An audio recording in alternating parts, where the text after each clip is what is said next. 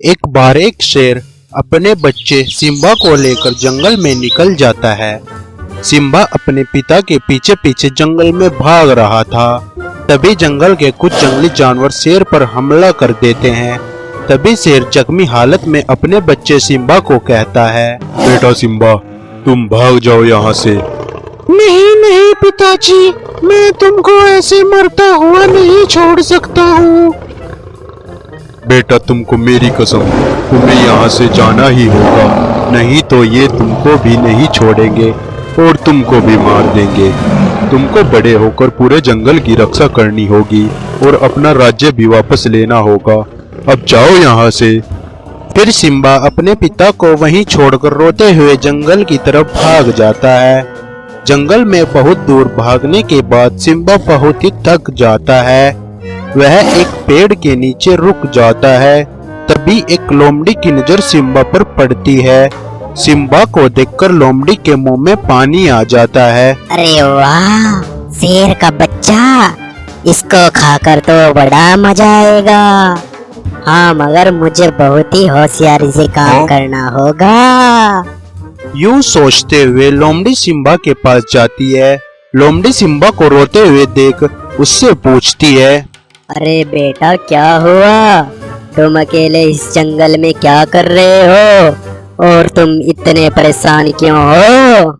फिर सिम्बा लोमड़ी को सारी बात बताता है। सिम्बा के मुंह से सारी बात सुनकर लोमड़ी बहुत ही खुश होती है और लंबे लंबे आंसू बहाते हुए कहती है, बेटा रो मत, जो होना था सो हो गया। देखो, तुम मेरे साथ मेरी गुफा में चलो, मैं तुमको अपने बच्चे की तरह पालूंगी। मेरा भी इस दुनिया में कोई नहीं है और मैं भी तो अकेली हूँ। लोमड़ी सिम्बा को अपनी चिकनी चुपड़ी बातों में फंसा लेती है और अपने साथ गुफा में ले जाती है।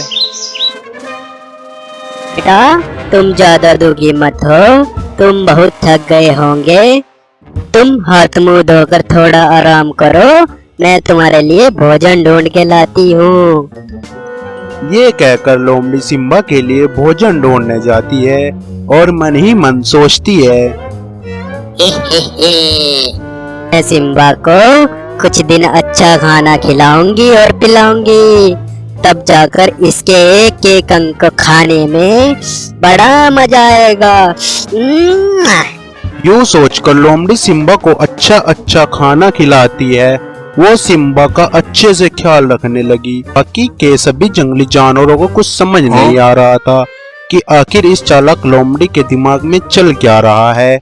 ऐसे ही कुछ दिन बीत जाते हैं। उसी जंगल में एक लाल चीता भी रहता था जिसका नाम था जकाला।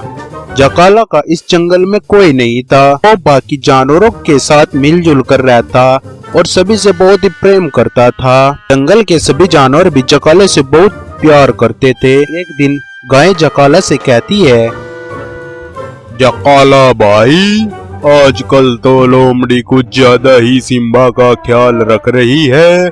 मुझे तो दाल में सब कुछ काला लग रहा है। अच्छा, तो सिम्बा के पिताजी कहाँ है जो लोमड़ी सिम्बा का ख्याल रख रही है? फिर गाय जकाला को सारी बात बताती है। अरे ये तो बहुत ही बुरा हुआ, तुम चिंता मत करो, मैं लोमड़ी और सिम्बा दोनों पर नजर रखता हूँ। इधर लोमड़ी अपने मन में सोचती है, अरे इस सिम्बा की देखभाल करते करते तो मैं मर ही गई हूँ। कितना खाता है, बस अब मैं और बर्दाश्त नहीं कर सकती। मैं आज ही नहीं बल्कि अभी जाकर उसको खा लेती हूँ। यूं सोचकर लोमड़ी सिम्बा के पास जाती है। सिम्बा लोमड़ी को देखकर कहता है, अरे माँ, आ गई तुम?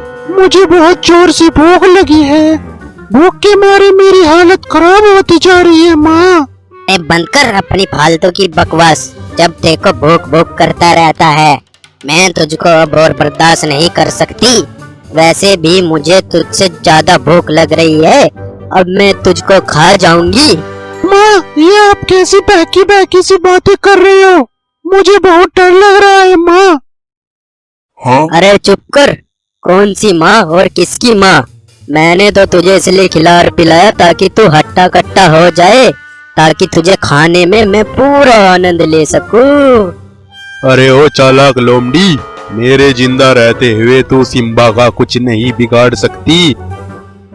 भला हो गाय का जिसने मुझे तेरे बारे में समय पर ही बता दिया। एक जकाला, तू मेरे और मेरे शिकार के बीच में मत आ, नहीं तो अच्छा नहीं होगा। अरे कैसा शिकार, किसका शिकार? मेरे जीते जी तू शिकार नहीं कर सकती।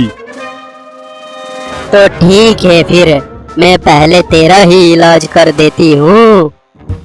यूं जकाला और लोमड़ी के बीच जम के लड़ाई होती है।